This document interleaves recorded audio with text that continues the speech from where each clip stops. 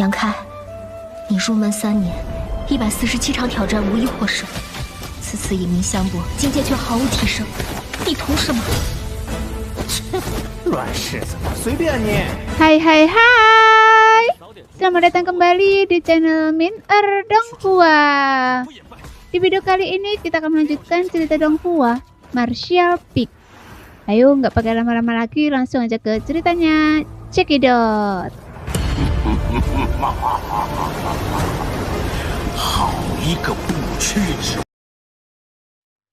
Pada saat ini, Yang Kai langsung berada dalam posisi yang tidak menguntungkan. Tampaknya hanya mampu membela diri, tak mampu melawan, sehingga Qianyan mencibir. Bodoh sekali, berani menantang Suecio dalam pertarungan kekuatan. Betapa busuknya pikiran umat manusia. Di awan, 2 kapal perang berjajar berdampingan, milik kamar dagang Heluo dan wilayah Bulan Merah. Yu Xiyong, Bahe, Sentu, dan yang lainnya mulai menatap dengan gugup ke bawah, jelas mengamati penindasan Yang Kai. Kakak ipar terlalu arogan, kata Yu Xiyong dengan raut wajah khawatir. Fisik dan kekuatan Suecio termasuk yang terbaik di seluruh ras monster. Beraninya manusia seperti dia melawannya. Dia pasti gila. Apakah ini akhir hidupnya? Diam, dengus Bahe dingin. Yu Xiyong mungkin anak angkat Ci Yue, memegang jabatan tinggi, tetapi status Bahe tak kalah mengesankan. Dia telah menjadi orang kepercayaan Ci Yue selama berabad-abad, dan sekarang setelah naik ke alam Raja Kekosongan, dia adalah Jenderal Ci Yue yang paling cakap dan sangat dihargai. Jadi Yu Xiyong tidak berani bertindak lancang di hadapannya. Mendengar kata-kata Bahe, Yu Xiyong tersenyum kecut. Saya hanya bilang begitu. Mungkin kakak ipar saya punya rencana licik. Saya rasa dia tidak akan mati semudah itu. Bahe menggelengkan kepalanya. Dia benar-benar terlalu arogan kali ini. Namun kultivasinya tidak kalah dengan Suecio. Jadi dia tidak akan terbunuh. Tapi dia pasti akan menderita. Begitu Bahe selesai berbicara, pertarungan antara pria itu dan iblis di bawah tampaknya telah berakhir. Dengan ledakan keras, sesosok tubuh terhempas ke tanah seperti karung kosong, meninggalkan sosok lain yang berdiri gagah di udara. Jadi semua mata langsung tertuju pada sosok yang berdiri di udara. Suaranya berlumuran darah dan dengan tanduk kembar di kepalanya dan ekor naga di punggungnya. Siapa lagi kalau bukan Suecio? Tapi karena Suecio tidak terluka, jadi yang terhempas pasti Yang Kai. Menemukan ini membuat hati banyak orang mencelos dan mereka buru-buru melihat ke bawah. Kemudian sebuah kawah besar muncul di tanah dan retakan seperti jaring laba-laba menyebar keluar dari tengahnya. Tapi Yang Kai tidak ditemukan dimanapun, tampaknya terhempas jauh ke dalam bumi. Melihat itu, Suecio tertawa terbahak-bahak. Wajahnya terukir jijik. Alam Raja Kekosongan manusia tidak lebih dari ini. Dia berhak bersikap begitu sombong. Lagi pula, betapapun remehnya Yang Kai di matanya, dia tetaplah seorang Raja Kekosongan tingkat kedua. Tentu saja Suecio sangat gembira melihatnya dengan mudah mengalahkan lawan setingkatnya. Melihat ini, Qianyan yang sedari tadi khawatir, tak kuasa menahan nafas lega dan memperingatkan dengan suara berat. Suecio, malam masih panjang dan mimpi masih banyak. Mendengar ini, Suecio mengangguk. Tepat saat ia hendak turun untuk menghabisi Yang Kai, tiba-tiba Yang Kai muncul entah dari mana di lubang bawah. Ia melulurkan tangannya membersihkan debu dari tubuhnya dan melompat ringan dari tanah. Kemudian dia mendesah pelan. Tuan Suecio, reputasi Anda memang pantas. Dari segi kekuatan fisik dan tenaga saja, saya rasa hanya sedikit orang di dunia ini yang bisa melampaui Anda. Mendengar itu, mata Qianyan tiba-tiba menyipit dan mereka menatap Yang Kai dan ngeri. Indra keilahiannya mereka terus memindainya dan mereka segera menemukan sesuatu yang menakutkan mereka. Meskipun Yang Kai tampak acak-acakan dan tertutup debu, ia tidak menunjukkan tanda-tanda cindera sama sekali. Bagaimana mungkin? Qianyan berharap mereka bisa mencungkil bola mata mereka sendiri dan menempelkannya pada Yang Kai untuk melihat lebih dekat. Bahkan jika Yang Kai menerima serangan ganas Suecio, bahkan jika ia tidak mati, ia akan kehilangan separuh nyawanya. Tapi bagaimana mungkin pihak lain yang juga seorang raja kekosongan tingkat kedua tetap tidak terluka? Karena indera keilahiannya tidak mendeteksi adanya baju zirah yang dikenakan Yangke. Saat mereka berhadapan dengan Suecio tadi, dia tidak menggunakan artefak pelindung apapun. Tapi manusia ini, dengan tubuh fisiknya, mampu menahan seluruh serangan Suecio tanpa terluka. Mungkinkah tubuh fisiknya bahkan lebih kuat daripada teknik transformasi naga milik Suecio? Dengan pikiran ini, Qianyan kehilangan ketenangannya. Kemudian sebuah pikiran mengerikan melintas di benaknya, menyebabkan mata peraknya bergetar. Di tempat lain, Suecio ternganga, menatap kosong ke arah Yangke. Pikirannya kosong melolopong, sehingga kesombongannya lenyap. Tapi kalau hanya itu dan itu belum cukup. Yangke mengangkat kepalanya, tatapannya acuh tak acuh tertuju ke langit. Suecio membuka mulutnya seolah hendak berbicara, tetapi mendapati bahwa setiap kata yang diucapkannya pucat dan tak berdaya. Dihina begitu rupa oleh manusia di ranah kebanggaan terbesarnya, hati Suecio bergejolak. Dan hanya darah yang bisa menghapus penghinaan ini. Tuan Suecio, sepertinya Anda belum menggunakan kekuatan penuh Anda, kan? Jarang sekali bertemu makhluk dengan kekuatan fisik sekuat ini. Jadi saya harap Anda mau bermain dengan saya. Begitu beberapa kata terakhir keluar dari mulutnya, Yangke melesat ke langit bagaikan bola meriam. Sebelum mencapai Suecio, aura keemasan pucat tiba-tiba muncul di sekelilingnya. Warna keemasan pucat ini bukanlah warna darah emasnya, melainkan energi keemasan pedang 5 elemen abadi. Sekarang, energi keemasan ini menyelimutinya, membuat Yangke tampak seperti pedang tajam yang terhunus, mengiris udara. Ia menerjang lurus ke arah Suecio, bahkan sebelum serangan itu mencapainya. Suecio merasakan pori-porinya merutkan tanpa sadar. Rasa dingin menjalar di sekujur tubuhnya dan dalam ketakutan ia tak berani lengah. Ia meraung marah. Seluruh tubuhnya meletus dengan kekuatan energi dan darahnya, sehingga seluruh tubuhnya berubah menjadi merah menyala. Kemudian dia meninju Yangke dengan sebuah suara teredam menggema. Cahaya kemasan yang tertransformasikan Yangke terhenti sejenak dan ia mundur beberapa langkah. Namun benturan ini menyebabkan Suecio terhuyung mundur. Ekspresinya kehilangan ekspresi rileks sebelumnya dan ia tak lagi mampu sepenuhnya menekan Yangke. Kemudian, beberapa suara berirama bergema, suara darah menetes dari tinju Suecio yang menunjukkan dalam bentrokan ini telah melukai Suecio. Bagaimanapun energi pedang emas itu setajam silet, mengiris segalanya. Meskipun Yangke belum mengolah pedang 5 elemen abadi ke tingkat tertinggi, ia telah membuat beberapa kemajuan. Pelepasan energi pedang emas ini langsung membalikkan keadaan. Tidak lebih, teriak Suecio meskipun terkejut. Dengan kemampuan Yangke tak mampu kehilangan muka. Ia menjentikkan tetesan darah dari tangannya dan mencibir. Benarkah? Yangke menyeringai. Kalau begitu, tunggu dan lihat saja, Tuan Suecio. Saat ia selesai berbicara, sebuah lingkaran cahaya tiba-tiba muncul di sekelilingnya. Lingkaran cahaya ini tidak seperti lingkaran cahaya emas sebelumnya, tapi berwarna kaki. Dan itu adalah energi pedang bumi. Tanah adalah elemen yang berat, dan energi pedangnya dapat berubah menjadi perisai energi pedang, memberikan perlindungan yang kuat. Lebih lanjut, di antara 5 elemen tanah memunculkan logam. Pelepasan energi padang tanah langsung beresonansi dengan logam. Alih-alih mengaburkan ketajaman logam, energi itu justru memperkuatnya. Sekarang, Yangke hanya diselimuti cahaya 2 warna, melesat di hadapan Suecio. Ia menatapnya dengan dingin sambil mengangkat bilah telapak tangannya dan menebas. Melihat itu, mata Suecio menyipit dan ia mengangkat lengannya untuk menangkis serangan itu. Namun saat bilah telapak tangannya menebas, membuat darah berceceran, yang membuat Suecio meraung dan mundur. Luka sepanjang 2 kaki tiba-tiba muncul di lengannya, dan darah menyembur keluar seperti air mancur, langsung menodai pakaiannya hingga merah. Bahkan lukanya begitu dalam hingga tulangnya terlihat, dan daging serta darah menggeliat, sehingga pemandangannya tampak mengerikan. Rasa sakit itu membuat naga darah murka. Amarahnya melahap jiwanya dan dia meraung. Jangan sombong bocah. Jelas semua monster memiliki kelemahan ini. Begitu marah, mereka perlahan kehilangan akal sehat dan bertindak berdasarkan naluri.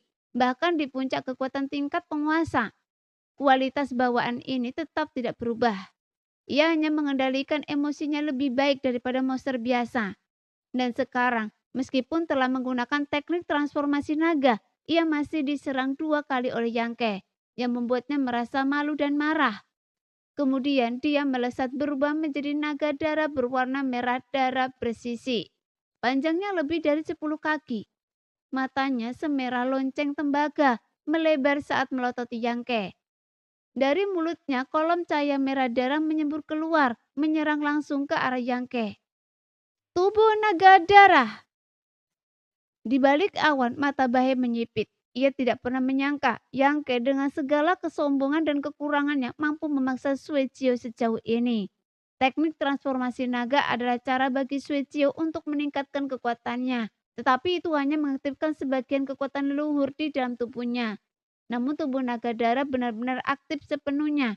Mengembalikannya ke wujud klan naga darah puluhan ribu tahun yang lalu. Memaksa Suecio untuk menunjukkan wujud ini akan menjadi perjuangan yang berat.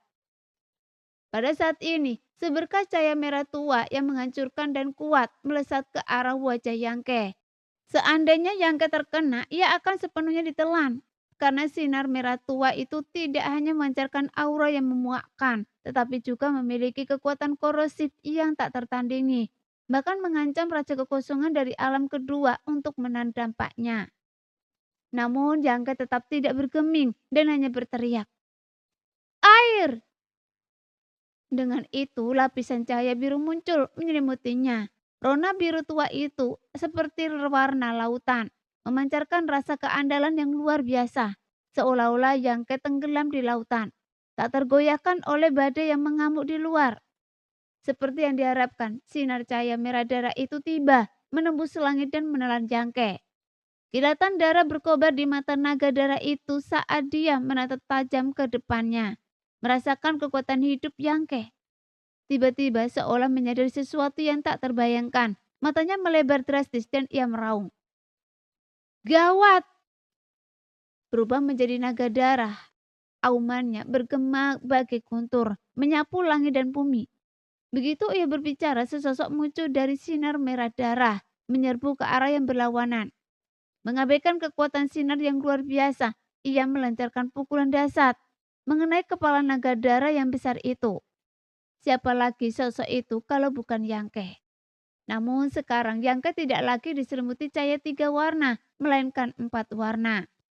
Di balik rona emas, oker dan biru langit yang awalnya tampak, muncul rona merah menyala, berdenyut bagai api yang berkobar.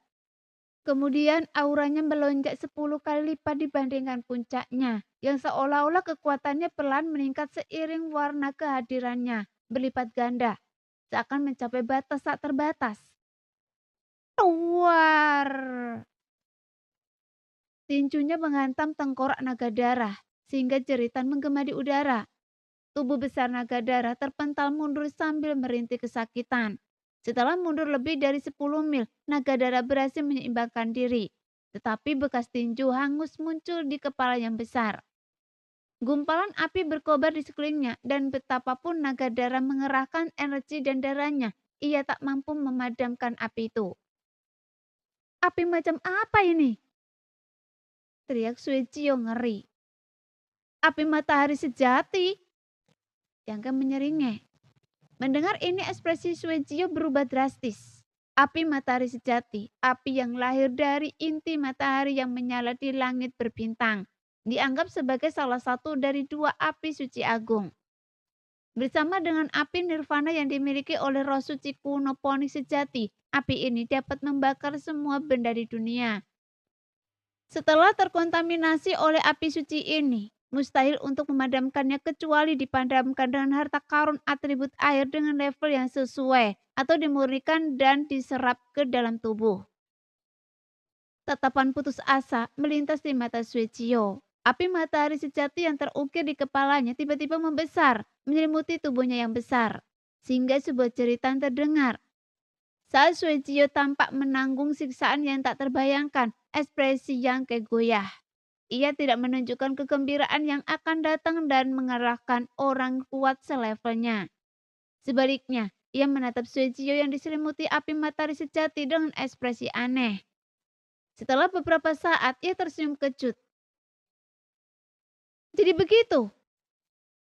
Sepertinya Anda sudah menemukannya. Suara Qianyan tiba-tiba bergema. Saat suara ini terdengar, Suecio yang diselimuti api matahari sejati berubah menjadi kilatan cahaya perak dan menghilang di dunia. Yangke menoleh ke sumber suara dan mendapati bahwa tak jauh dari sana, Suecio melayang di udara dengan aman, tetapi matanya dipenuhi ketakutan. Di sebelahnya, penguasa Qianyan juga menatap Yangke dengan ekspresi serius. Kapan Anda menyerang saya? Saya bahkan tidak menyadarinya. Yangke menatap penguasa Qianyan dengan penuh minat. Belum lama ini ia mengira Suecio telah terkena pukulannya, tetapi saat ia dibakar oleh api matahari sejati, ia tiba-tiba menyadari kebenarannya, bahwa itu bukan tubuh asli Suecio yang terbakar, melainkan ilusinya sendiri. Satu-satunya orang yang hadir yang dapat diam-diam dan tanpa sadar terperangkap oleh ilusi itu adalah penguasa Qianyan. Apakah Anda pikir saya akan memberitahu Anda? Tanya penguasa Qianyan dengan suara berat, tapi Yangke mencibir. Saat saya diselimuti oleh pilar cahaya berwarna darah, mata bulan pemecah langit memang pantas mendapatkan reputasinya, dan saya telah belajar darinya. Ekspresi Qianyan sedikit berubah ketika Yangke mengungkapkan nama kekuatan sihir terbesarnya, tetapi ia segera rileks ketika mengingat hubungannya dengan Ciyue. Dia disebut penguasa mata seribu karena ia memiliki mata bulan pembelah langit. Sebuah anugerah bawaan yang unik bagi klan mata seribu. Kekuatan sihir yang tak dapat dipelajari makhluk lain. Itu juga merupakan kekuatan terbesarnya. Mungkin tidak masalah jika orang lain tidak tahu tentang mata bulan pembelah langit. Tetapi karena Yangke begitu akrab dengan Ciyue, ia pasti sudah mendengarnya darinya. Jadi Qianyan tidak terkejut. Ia mengamati lingkaran cahaya 4 warna yang melilingi Yangke dengan ekspresi serius, lalu berkata perlahan. Teknik rahasia Anda mencakup kelima elemen kan? Sekarang Anda punya 4. Mengapa tidak menggunakan kelimanya? Karena Suecio saja tidak sebanding dengan Anda, maka saya akan bergabung dengannya. Jika Anda tidak menggunakan kemampuan Anda sekarang, Anda tidak akan punya kesempatan. Yangke menyeringnya dan berkata, lakukan sesuka Anda. Dengan itu lapisan terakhir halo biru muncul. Kemudian aura Yangke yang sudah tangguh menjadi semakin kuat sehingga Qianyan dan Suecio tampak tegas. Energi pedang 5 elemen berputar di sekitar Yangke, saling mengimbangi dan melengkapi. Lingkaran cahaya itu berputar, menciptakan tampilan yang memukau dan tekanan yang kuat. Tiba-tiba secerca ketakutan melintas di mata Suecio. Jika Qianyan diam-diam membantunya sebelumnya, ia pasti sudah terluka. Baru saat itulah ia menyadari kekuatan Yangke yang luar biasa. Sebagai sesama Raja Kekosongan, ia bukanlah tandingan Yangke. Apakah ini kekuatan tertinggi Anda? Ekspresi Qianyan serius. Ia mencibir, kata-katanya meruntuhkan kepercayaan diri dan semangat Yangke. Hanya itu yang bisa Anda lakukan. Jika hanya itu yang Anda punya, lebih baik Anda mundur. Kalau tidak, kita akan merusak hubungan ini. Omong kosong. Jika saya katakan putra Anda mati di tangan saya, apa Anda masih akan membiarkan saya mundur? Yangke menatap dingin ke depan. Apa? Ekspresi Qianyan murka. Apa yang baru saja Anda katakan? Suecio tiba-tiba teringat sesuatu dan dia berbisik. Jadi itu Anda? Saya heran kenapa Anda terlihat familiar. Ternyata Anda dasar bajingan kecil. Suecio, jelaskan. Mata perak Qianyan berbinar-binar dengan niat membunuh saat ia menoleh ke arah Suecio. Anda masih belum menyadarinya. Orang ini adalah manusia yang berangkat dari Dinchan beberapa tahun yang lalu untuk berpartisipasi dalam ujian penjara darah bersama Sui Lian dan Mitian. Suecio menggetakkan gigi dan meraung. Mustahil. Wajah Qianyan berubah drastis. Hanya mereka yang berada di alam kembali kekosongan yang bisa berpartisipasi di dalam ujian penjara darah. Ini baru beberapa tahun. Bagaimana mungkin dia bisa mencapai tingkat kedua alam raja kekosongan? Saya pikir itu mustahil. Suicio mengangguk pelan. Tapi faktanya ada di depan mata saya. Meskipun saya tidak bisa tidak mempercayainya. Suicio berhenti sejenak. Lalu melirik Yangke lagi. Dia mengangguk dan berkata, "Baiklah, saya hanya khawatir tentang penemukan pembunuh putra saya demikian. Karena Anda telah berinisiatif untuk muncul di depan saya hari ini, Anda tidak perlu pergi." Benar, Yangke tertawa terbahak-bahak. "Suicio, bertindaklah. Ini pertarungan sampai mati." Yan yang sangat marah, melambaikan tangannya dan menyerang Yangke terlebih dahulu. Di tengah jalan ia menghilang secara misterius, tidak ada yang tahu kemana ia pergi. Namun Suicio tampak terbiasa dengan pemandangan ini. Hilangnya Qian Yan tidak membuatnya gentar. Sebaliknya, ia menyerang Yangke dengan kekuatan yang lebih besar. Tubuhnya yang besar bergoyang, mengancam akan mengguncang langit dan bumi. Sebelum mencapai Yangke, aliran darah menyembur keluar. Tapi Yangke mendengus. "Trik itu tidak akan berhasil pada saya. Tidak perlu menggunakannya," dengus Suicio. Begitu ia menyemburkan darah, ia mengayunkan tubuhnya, meninggalkan posisi semula dan melompat langsung ke kanan Yangke. Ekornya yang besar menyapu dengan ganas. Sisi-sisi di ekornya berdiri tegak, bagai pisau tajam. Jika terkena serangan, itu akan menjadi pukulan telak. Tapi Yangke dengan mudah menghindari serangan itu, tetapi sebelum ia sempat berdiri tegak, alisnya tiba-tiba berkerut. Tanpa bergerak, domainnya sendiri meletus, mengunci radius 10 kaki di sekelilingnya. Di belakangnya sesosok hantu muncul. Sosok itu tak lain adalah penguasa Qian Yan yang telah menghilang sebelumnya. Sekarang Qian Yan mengarahkan jari-jarinya bagai pisau, menusukkannya tepat di belakang kepala Yangke. Namun serangan itu terhenti sejenak oleh domain alam raja kekosongan. Tetapi dia tanpa gentar, melepaskan domainnya sendiri untuk menetralkan kekuatan Yangke. Kemudian melanjutkan serangannya dengan kekuatan yang tak terkurang. Dengan jentikan tangannya, pedang tulang naga muncul, menebas ke belakang dengan pukulan backhandnya. Alis Qian Yan berkerut, memaksakannya untuk menghentikan gerakannya dan mundur cepat. Jelas dia tidak ingin terkena serangan pedang tulang naga. Meskipun pedang itu tidak bermata atau bermata pisau, siapapun tahu itu adalah harta karun rahasia tingkat raja kekosongan. Dihantam oleh hal seperti itu pasti akan berujung pada bencana. Berpikir untuk pergi, terlalu naif. Teriak Yangke dingin. Tiba-tiba meningkatkan kekuatan medan domainnya. Segera langit dan bumi bergetar. Dalam radius 10 zang dari langit yang telah ia kunci, retakan-retakan kecil tiba-tiba muncul. Satu demi satu, padat dan tak terhitung jumlahnya. Ini Qian Yan ngeri. Ia tak pernah menyangka kekuatan medan domain Yangke begitu mengerikan. Tak hanya lebih padat dan kuat daripada miliknya, bahkan mengandung kekuatan khusus. Kekuatan itu dapat menyebabkan kehampaan runtuh, menciptakan celah spesial yang dahsyat. Jangan panik. Di saat kritis, Suicio meraung dan medan domainnya meledak, menyatu dengan milik Qian Yan untuk melawan kekuatan spesial Yangke di dalam kehampaan. Dengan suara berderak, kehampaan itu semakin tidak stabil, seolah diambang kehancuran. Suicio mengelurkan cangkarnya, memungkinkan retakan spesial yang tak terhitung jumlahnya mengukirnya di udara. Kemudian dua meraih Qian Yan yang diselimuti oleh medan domainnya dan menariknya kembali. Tiba-tiba serangkaian suara gemericik yang tajam bergema. Di dalam area tempat domain 3 Raja Kekosongan, 2 tingkat kekuatan, saling tumpang tindih. Ruang hancur berkeping-keping seperti cermin, memperlihatkan hamparan ruang hampa yang luas. Kehampaan yang dipenuhi kegelapan yang dalam dan dingin. Lubang hitam kehampaan itu tidak bertahan lama. Di bawah kekuatan hukum bintang Dinchan, lubang hitam itu dengan cepat memperbaiki dirinya sendiri. Kembali ke keadaan semula dalam sekejap mata.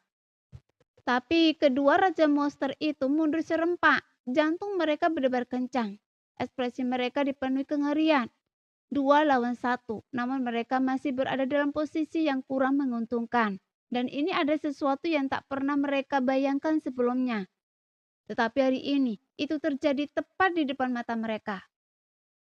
Apakah semua raja kekosongan manusia sekuat itu? Sebuah pertanyaan mengerikan muncul di benak Qianyan dan Suecio. Jika demikian, di mana ras monster akan menemukan tempat di wilayah bintang ini? Beberapa raja kekosongan manusia tingkat kedua dapat dengan mudah menghancurkan seluruh bintang Dincen dan mengusir ras monster dari surga terakhir yang tersisa ini. Bertarunglah sekuat tenaga, Suecio, kata Qianyan dengan sungguh-sungguh. Dia tahu jika tidak, dia tidak akan punya kesempatan mengalahkan Yang Ke. Ketika Yang Ke tiba di sini, dia memberitahu Ciyue bahwa dia bisa melindungi dirinya sendiri. Qianyan mengira dia sedang membual, tetapi sekarang dia menyadari bahwa dia tidak sombong, melainkan rendah hati. Dia tidak hanya melindungi dirinya sendiri, dia berada di atas angin. Baiklah, geram Suecio. Tiba-tiba ia membuka mulutnya dan dari sana menyemburkan manik bundar seukuran kepala tangan. Inti batin, kata Yang Ke berbinar, mengetahui bahwa Suecio benar-benar bertekad untuk melawannya sampai mati. Semua monster memiliki inti batin, tetapi mereka tidak pernah menggunakannya dengan sembarangan. Ini karena inti batin adalah inti kehidupan monster dan sumber kekuatan bertarung mereka. Kerusakan atau kehilangan inti batin mungkin tidak membunuh monster, tetapi pasti akan menyebabkan penurunan kekuatan mereka secara signifikan. Dalam kasus yang parah, peningkatan lebih lanjut mustahil dilakukan.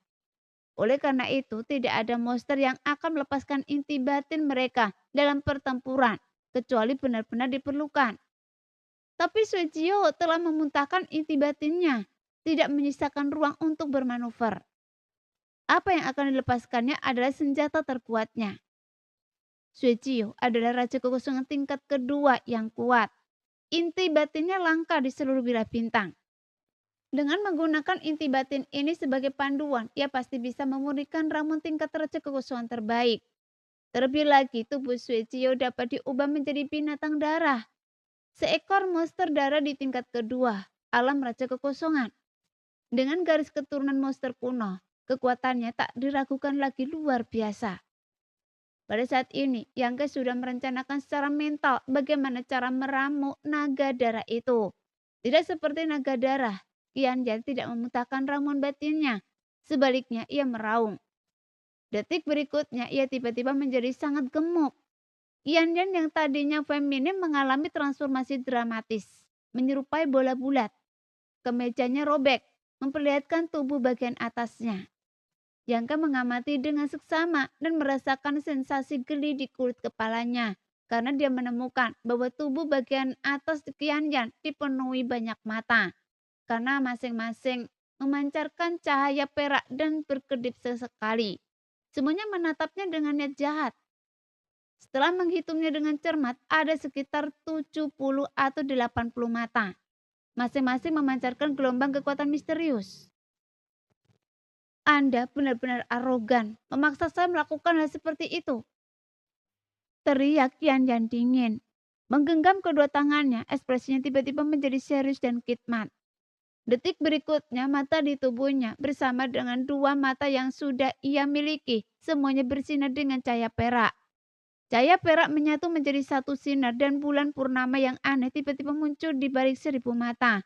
Kemudian saat cahaya perak terpancar di bulan purnama, bulan itu bergetar sedikit, seolah hidup kembali.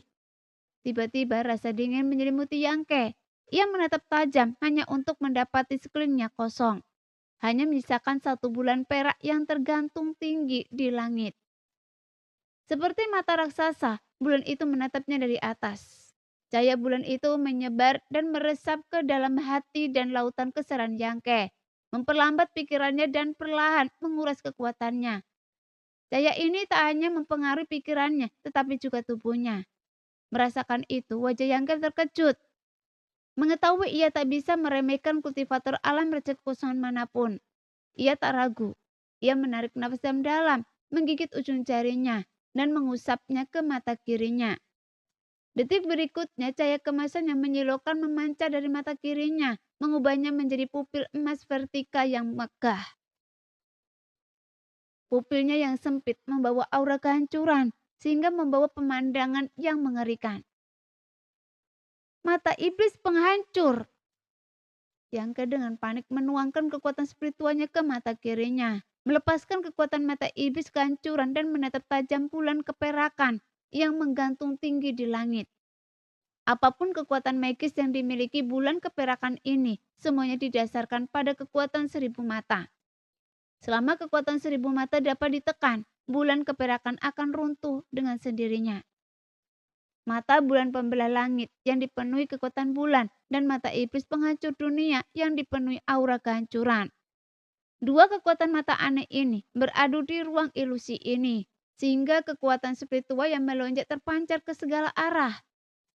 Cahaya kemasan yang mengerikan dari mata kiri Yangke yang diresapi dengan kekuatan ilahi praktis terwujud, menyatu menjadi seberkas cahaya kemasan yang menghantam bulan perak yang terang di langit dengan gemuruh.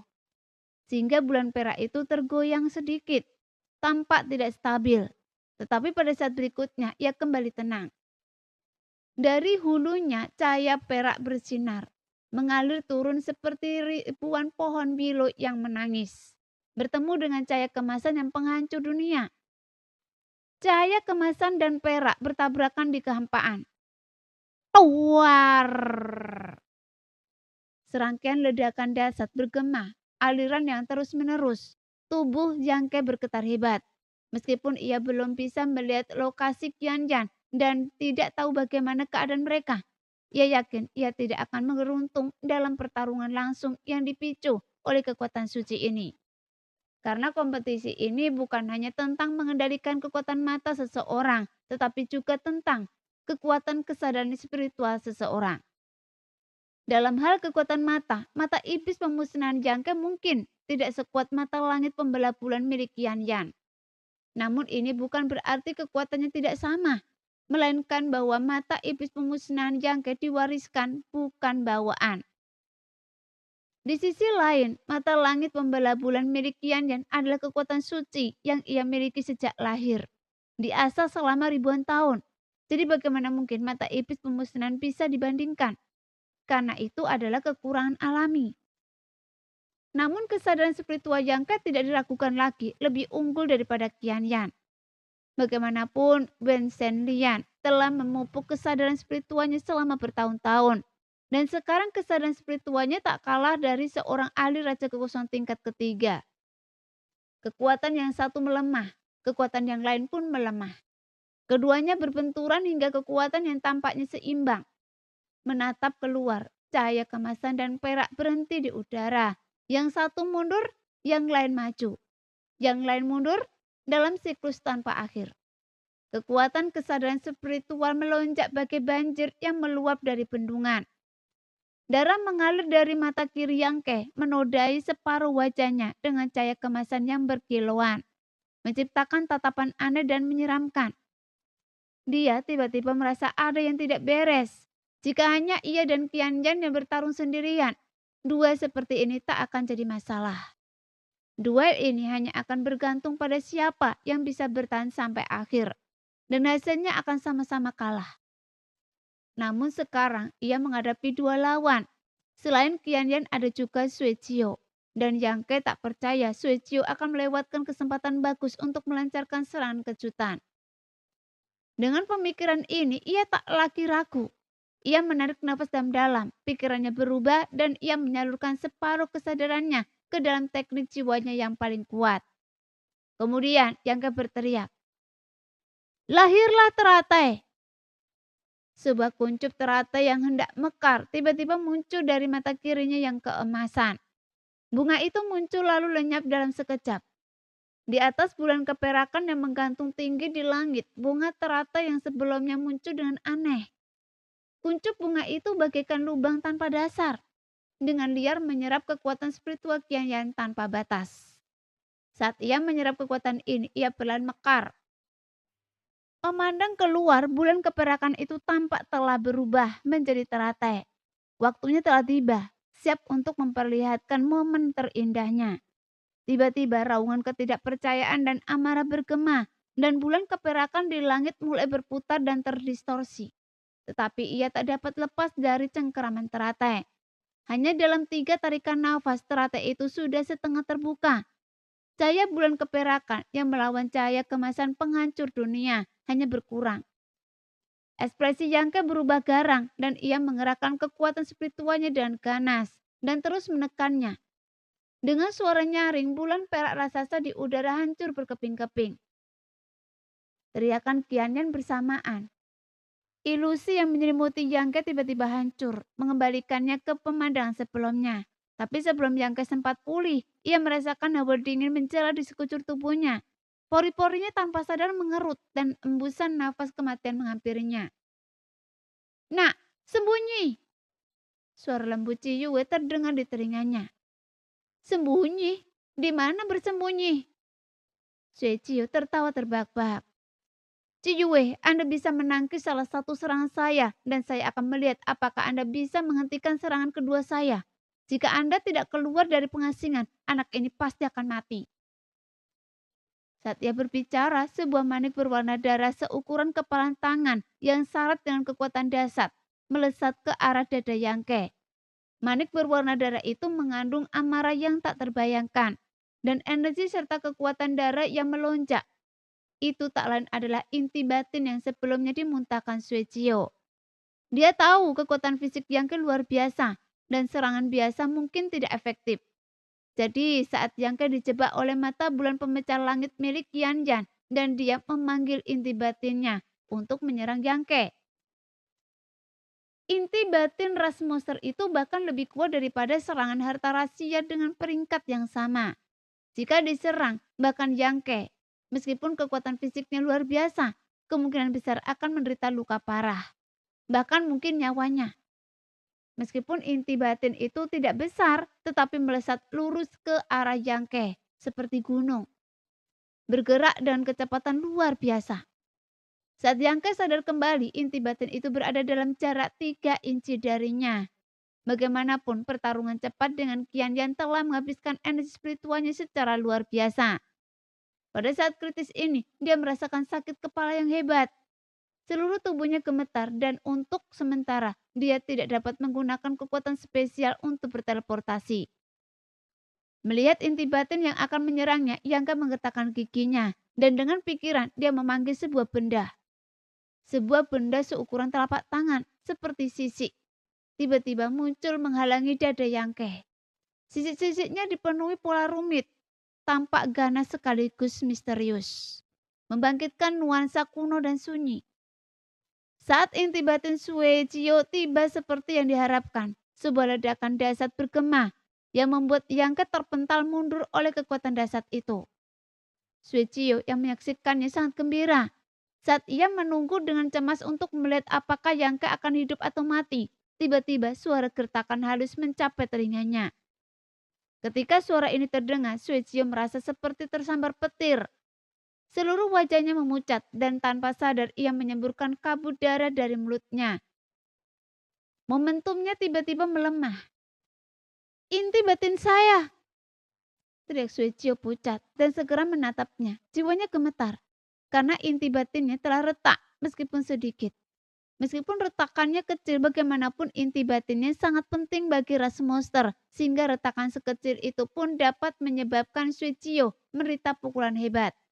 Jadi dia merasa seperti jatuh ke dalam gudang es dan ia tidak mengerti bagaimana Yangke baru saja menggunakannya untuk menyebabkan kerusakan seperti itu pada inti batinnya.